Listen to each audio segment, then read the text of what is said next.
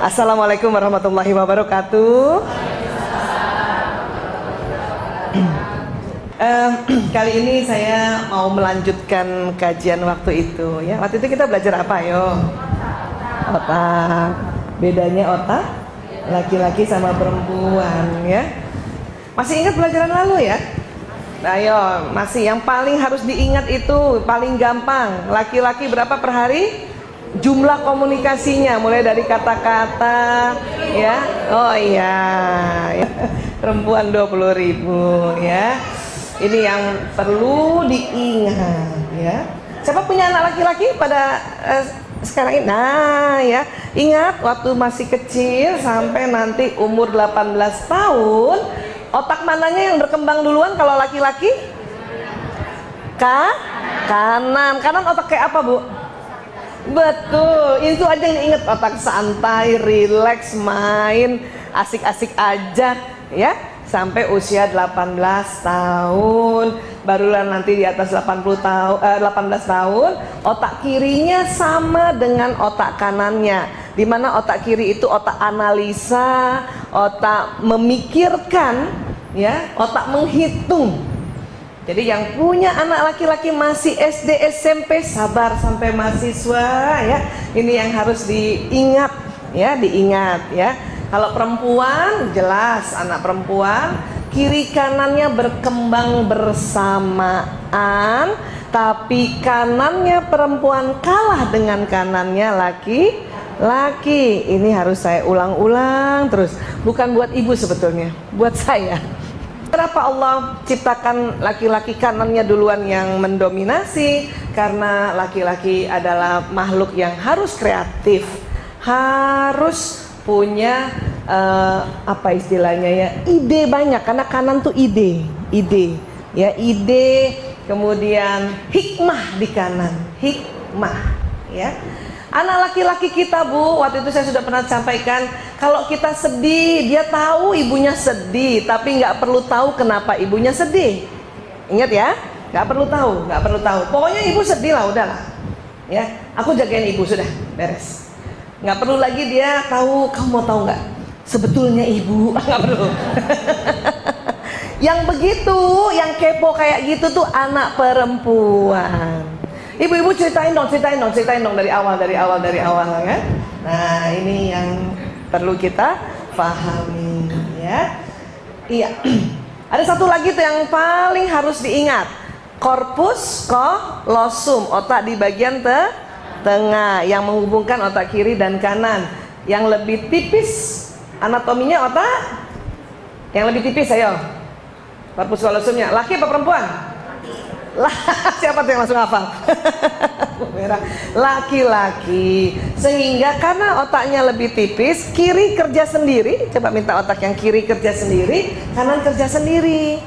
Ini yang membuat laki-laki cepat konsentrasi kalau mengerjakan pekerjaan di depannya. Setelah berapa menit? Ayo, 10 menit ke atas. Jadi kalau anak laki-laki baru buka televisi belum 10 menit, ibunya ajak ngomong masih dengar langsung. Suami-suami juga kalau baru buka gadgetnya terus kita ngomong, dia masih dengar. Tapi 10 menit ke atas, karena seperti ini kondisi otaknya, maka laki-laki fokus. Dan pada saat laki-laki fokus, pendengarannya menurun, bukan berkurang. Perasaan udah diulang kemarin bahwa menurun bukan berkurang. Kalau berkurang itu budak. Tegan kan ya. Iya, perempuan ingat, karena corpus callosumnya lebih tebal maka otak kiri kanannya tersambung dengan lebih banyak. Ini yang membuat wanita bisa mengerjakan lebih satu pekerjaan yang berbeda dalam satu waktu ya. Indah sekali ya, Bu. Iya, siapa yang sudah bisa begitu? Siapa yang naik motor bisa pasang alis? Ayo. Ada loh. Kalau naik motor ya tampil goceng dulu kan, bener. Ya, kalau yang naik mobil pasang alis? Bisa ya. Kebayang nggak kita udah naik mobil, pasang alis, dengar musik, kadang handsfree di sini masih jawab telepon, ngomong sama anak-anak, kadang tangan kita suapin anak-anak. Bisa gitu ya Bu ya? Iya, karena itu tadi Allah ciptakan secara anatomi korpus kolosum wanita lebih tebal 30%. 30%. Ya. Banyak yang tanya sama saya, kalau waria gimana Bu Aisyah? Tuh kan pasti nanyanya gitu. Ntar dulu, dia aslinya laki apa perempuan? Kalau laki-laki tetap korpus kolosumnya lebih tipis. Yang membedakan adalah hormon ya, estrogen progesteronnya. Jadi setiap orang kan punya testosteron, punya estrogen progesteron ya. Katakanlah kita, setiap orang punya hormon laki-laki testosteron ya, punya hormon perempuan estrogen dan progesteron. Nah, cuman kalau kita yang perempuan, komposisinya kalau dibikin literan ya, hormon testosteron kita itu sekitar 3 liter sampai 4 liter gitu. Selebihnya hormon perempuan. Kebalikannya laki-laki juga begitu, hormon testosteronnya yang lebih banyak, yang 7 liter. Tapi laki-laki juga punya hormon perempuan, kurang lebih 3 liter. Suatu ketika ada orang yang hormon, ini orangnya laki-laki, kemudian hormon estrogennya lebih banyak dibanding laki-laki yang normal, katakanlah jadinya 4 atau bahkan 4,5 liter, maka itu tadi ya, caranya sudah mirip perempuan. Apanya? Perasaannya. Tapi tetap tidak bisa mengerjakan lebih dari satu pekerjaan dalam satu waktu. Contoh di cup salon tuh, capster kayak apa? Kan banyak yang laki-laki itu ya. Kalau perempuan sambil ngebelot sambil ngomong bisa. Yang laki-laki nggak bisa, dia pasti berhenti. Ya, dia gulung. Lo tau nggak, Nek? Ibu di sana. Ih. Jadi dia tidak bisa sambil kerja sambil ngomong. Dia berhenti dulu, ya, gitu. Ih, ibu cantik banget, sih. Iya, begitu juga kalau kita pernah lihat chef memasak. Kalau kita tuh langsung ngomong kan. Ya, ibu-ibu ambil ikannya, potong-potong ikannya, kan gitu sambilnya. Taburi garam, taburi merica, ambil. Yang laki-laki nggak gitu, ya. Ambil ikannya, potong-potong, ya gitu. Walaupun cuman berapa detik, dia tetap laki-laki. Korpus kolosumnya lebih tipis. Sepakat ya Bu ya? Nanti coba deh, mulai sekarang merhatiin. Ya, baik. Ya, yang start yang itu Mbak ya. Cuman karena kita nggak paham, ya, jadi, nah, selalu maunya yang begini. Pria berbahu lebar, pinggang sempit, lengan serta tuka yang bagus. Dulu. Maaf ya. Ya Allah, zaman-zaman SMP gimana gitu. Tapi juga kita mau pria yang begini harus penuh perhatian, lembut, peka terhadap kebutuhan wanita dan pandai komunikasi. Maunya gitu kan? Bisa, tapi jadinya yang begini. Yang lengkap kayak gitu tuh gay, Bu. Ibu pilih mana? Separoh-separoh. Ya. Pastinya 88% kita mendapat pria atau kita mendapat suami yang ya, apa yang beda di mana? Jarang punya perhatian, jarang lembut, jarang mengetahui kebutuhan wanita, dan jarang pandai komunikasi. Udah syukur, Bu. Iya. Sudahlah, munjit-munjit dikit nggak apa-apa. Iya, suami saya juga begitu. Punjit-punjit dikit gak apa-apa ya. Iya, gak begini gitu kan. Iya, yang begini nih gay. Ini kesepakatan para ahli loh, bukan saya. Ya, jadi ya sudah. Tapi memang nggak bisa dipelajari, Bu Aisyah. Kira-kira bisa belajar nggak? Untuk suami lembu, punya perhatian, bisa. Itu kabar baiknya bisa dipelajari. Ya, bisa dipelajari. Cuman juga tidak bisa kita menuntut mereka seperti kita, ya.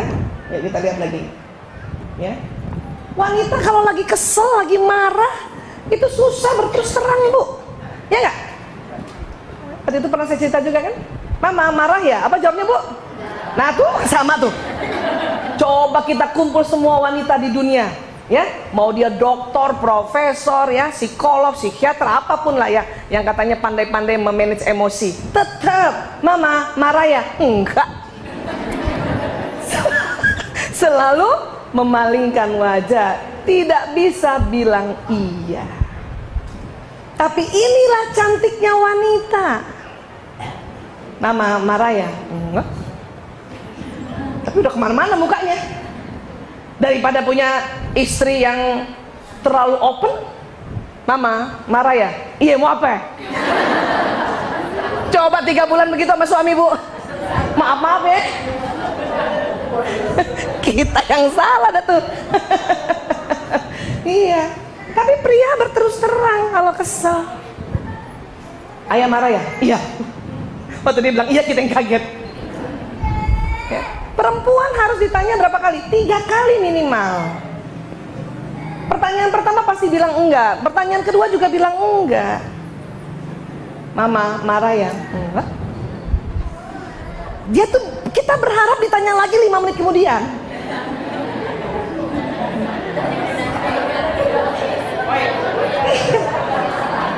Nah ini harus dipelajari oleh pria. Mama kayaknya marah sama papa. Siapa yang marah, rugi amat. Udah mulai, wajahnya nggak dilempar. Ya, masih kepengen ditanya lagi yang ketiga. Ya, Mama marah ya, papa minta maaf ya, baru Papa nggak pernah ngerti aku. Iya, ya, begitu. Tapi laki-laki nggak begitu. Jelek juga kalau laki-laki begitu. Papa marah ya? Enggak. Mau punya suami kayak gitu? Papa marah sama Mama. Ih, ngapain marah? Rugi amat. Mau suami yang gitu. Papa, Mama minta maaf ya. Mama nggak pernah ngerti Papa. Tuh mati saya. Makanya coba kalau dibalik gitu kan. Ih, aduh. Makanya nggak usah terlalu berharap.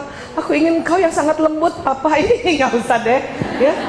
Jadinya begitu, ya. Lanjut. Wanita bila tertekan butuh bicara, Bu. Makanya tidak boleh ditinggalkan. Kalau laki-laki, dia nggak mau bicara.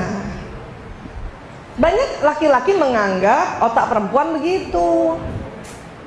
Umi marah ya sama Abi? Enggak. Ya udah, Abi ke musola dulu ya. Ditinggal. Belum ditanya sampai 3 kali. Biar kata perginya ke musola entek juga, Bu. Tahu kita suami kita ke masjid, cuman kita mau ditanya lagi nih, belum 2 kali. Gak pernah ngerti aku. Kalimatnya selalu itu, ya. Tapi pria, dia pikir kayak perempuan itu kayak laki-laki. Karena pria tidak mau ditanya-tanya tuh, pria nggak mau ditanya-tanya. Kalau suami atau anak laki-laki lagi capek banget, sudah cuma tanya, Papa, Abi capek banget ya. Ya sudah, nanti kalau mau ini panggil aku ya, kalau mau ngomong panggil aku. Udah diemin aja, kasih aja minum, makan dahsyat. Udah diem. Saya pernah bertahun-tahun salah strategi. Saking ingin jadi istri soleha. Saya panggil suami saya kan Ayah Toto gitu ya. Capek ya? Iya. Kenapa sih Mbok ya cerita sama aku? Aku kan istrimu, ibu dari 5 anak-anakmu, permata hatimu. Suami saya teriak, diam. Aduh, suruh diam. Aduh, salah lagi kan? Ya, katanya gimana? Karena laki-laki pada saat dia tertekan, dia sedang mencari solusi lewat otak kanannya. Gitu. Terus mereka berharap kalau nanti sudah ada solusi baru mau cerita. Ingat itu. Baik dia anak laki maupun pokoknya saya laki-laki lah, suami ke ayah kita ke siapa. Ya, dia cari dulu solusi baru dia mau cerita. Kenapa? Karena laki-laki mau dilihat sebagai hero, sebagai pahlawan dalam sebuah problem solving. Ya. Jadi kita juga harus mengerti itu. Jangan juga kita merasa, kalau aku aja, aku ceritain semuanya. Ya iya. Kita Bu kalau bisa nih keluar rumah, setiap menitnya kita cerita sama suami ya. Sampai ke Sandung Batu pun kita cerita ya. Iya. Tapi laki-laki nggak begitu. Ya. Jadi ini harus dipahami. Pokoknya kalau laki-laki, anak laki-laki atau suami sedang tertekan, nampaknya belum mau bicara, sampaikan saja. Pokoknya kalau nanti udah mau cerita, panggil ibu ya, panggil bunda, panggil mama. Nah, gitu aja udah. Ini ada mau makan, mau minum. Oke? Sudah kita santai saja dan tidak usah berprasangka bukan-bukan. Ya. Nggak usah juga ngintip gitu tuh, nah tuh kan lagi cari solusi tuh. Nggak usah juga begitu. Mama tahu pasti kamu mau cari solusi. Ya sudah, mama kasih dong. Pokoknya pahami saja. Laki-laki senang kalau dipahami. Ya, senang dipahami. Next. Wanita bila curhat hanya ingin disimak. Nah ini saya harus ulang-ulang nih. Sementara otak pria bila mendengar curhat selalu menawarkan solusi. Itu wujud tanggung jawabnya pria. Karena dia nggak tega lihat perempuan susah. Tuh, saya katakan perempuan susah. Ya perempuan ini apakah istrinya, apakah anaknya, apakah ibunya, apakah istri orang lain. Pokoknya pria tidak kuat lihat perempuan lagi curhat kayaknya susah. Dia selalu ingin menawarkan solusi. Padahal ini yang bikin berantem. Papa, mama sakit kepala. Apa kata suami? Hah? Minum obat. Solusi bukan itu? Solusi. Cuman silakannya sebelum kita curhat udah minum obat duluan. Makanya kata suami, ya udah minum obat. Kita marah. Obat apaan lagi? Semua obat udah aku minum. Lah, katanya sakit kepala. Suami saya tuh lebih parah kan, dia dokter kan. Ya aku sakit kepala. Kata suami saya, ke dokter dong. Hah? Bukannya kamu dokter? Oh iya ya katanya. Iya, kita marah. Kita marah soal kayak gini gitu. Ya, aku kan ada bakti sosial. Aku salah kostum, sepatu aku yang segini. Kan cuma mau cerita ya. Apa kata suami biasanya kalau gitu? Hah? Salah sendiri makanya bawa sendal jepit. Bukan gitu ayah. Ada kalimat begitu kan? Setiap cerita dikasih solusi, bukan gitu. Ayah aku capek banget setiap pagi nganter anak-anak. Apa solusinya kira-kira? Sampai ojek kan? Apa kita bilang? Bukan gitu, ayah nggak ngerti ya ojek sekarang ya. Banyak pembunuhan. Kata suami, katanya capek. Padahal kita pada saat setelah cerita udah seger lagi. Iya nggak? Perempuan cuman mau dibilang gini nih Bu, kasihannya mama capek. Cuman itu aja. Itu tahu-tahu udah kuat lagi. Ya udah papa kita jalan-jalan yuk. Katanya capek. Udah di rumah aja. Aduh. Saya pernah suatu ketika lagi makan sama suami, makan mie gitu kan. Terus saya bilang, udah selesai makan mie saya cuma cerita, kalau nasi nendang ya, dia bilang, kita makan nasi aja kalau gitu. Enggak gitu. Semangkok mie udah saya makan, suruh makan nasi. Nah kamu bilang nasi nendang. La ilaha illallah. Berterus-terusan. Yang tadinya mau mesra-mesraan jadi gara-gara nasi sama mie nih. Wah, kenapa jadi masalah sih? Ya Allah. Makanya Bu, kalau cuma mau curhat, omongkan dari awal. Abi, Umi cuman ngomong doang ya, denger aja ya. Itu aman. Jadi kami berdua ingat. Tetapi kalau bisa karena kita yang belajar, apabila kita curhat dan suami memberikan solusi, langsung berpikir bahwa oh dia sayang banget sama aku. Gitu. Karena wujud tanggung jawab. Ini bisa berantem loh ini gara-gara ini nih. Iya Bu, mulai rasa-rasa gak Bu? Ingat-ingat memorinya gak Bu? Ini gara-gara ini ya Allah ya. Saya setelah tahu nih, tahun 2006 saya tahu. Sejak 92 sampai 2005 awal berantem dulu.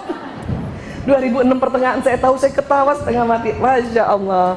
Ini nih, di ruang konseling saya ibu-ibu kalau cerita gara-gara ini nih.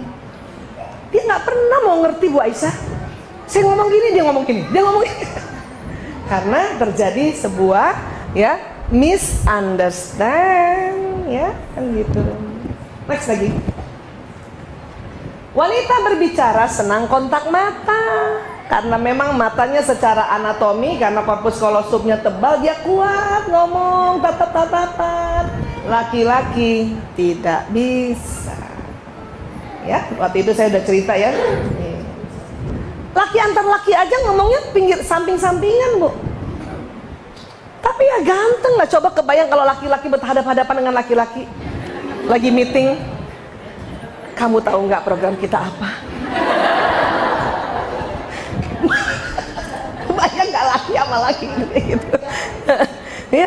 Kemudian yang bapak sebelahnya juga ya.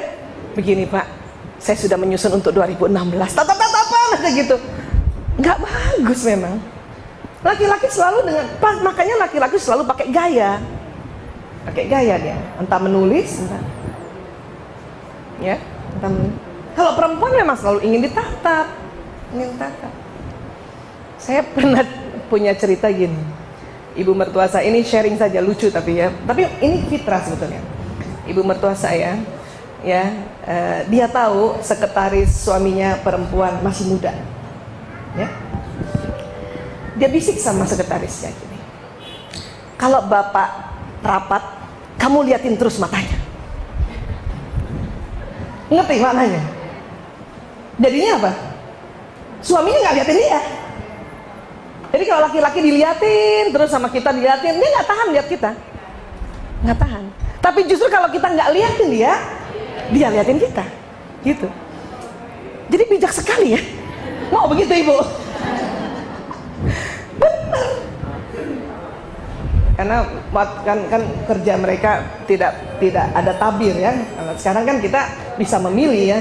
Kita kerja di akhwat saja kan nyaman ya, fitrahnya sama gitu. Tapi kan kalau di luar sana gitu, dia bisik dia tahu nih, oh ini sekretaris baru nih, keluaran Asmi, masih muda. Daripada suami yang lihat, dia lihat suami saya. Itu fitrah, belum belajar ini tuh, belum belajar ini, ya. Dia bisik, nampaknya bijaksana sekali jadinya. Kalau bapak rapat, kamu lihat terus ya, supaya apa yang diomongan bapak kamu tidak luput dari catatanmu.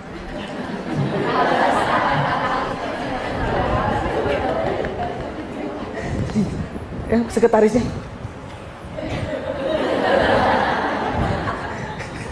Suaminya jadi nggak mau ngeliat. Saya geli waktu itu, saya belum tahu ilmu itu, cuma saya geli. Kenapa sih nasihatnya kayak gitu? Setelah 2006 saya belajar ini, Allahu Akbar. Ternyata dia pakai cara ini, entah dari mana intuisi itu.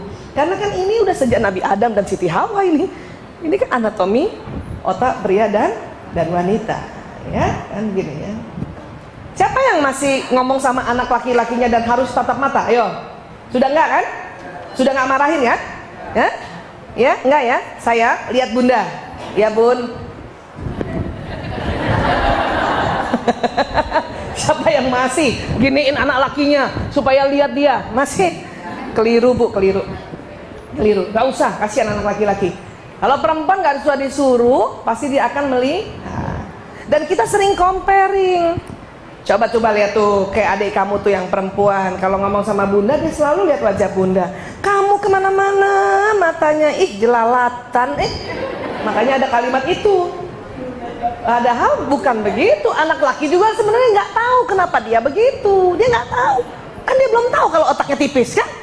Tuh anak laki kan, iya, ya kan. Makanya pas kita ngomong terus sama dia, biarkan saja dia matanya kemana, atau biarkan dia simak wajah kita, kita tidak lihat matanya. Masalahnya di mata, tatap-tatapan mata itu laki-laki tidak kuat. Ya, kalau dia mau si anak laki menyimak wajah kita, ya kita ya kemana kayak gitu. Apa kalau ibu mau nasihatin anak laki-laki, kasih papan tulis, ibu nulis di papan, pasti dilihatin ibu tuh. Ya, kayak gitu. Yang dia tahan, dia tidak tahan apa? Ditatap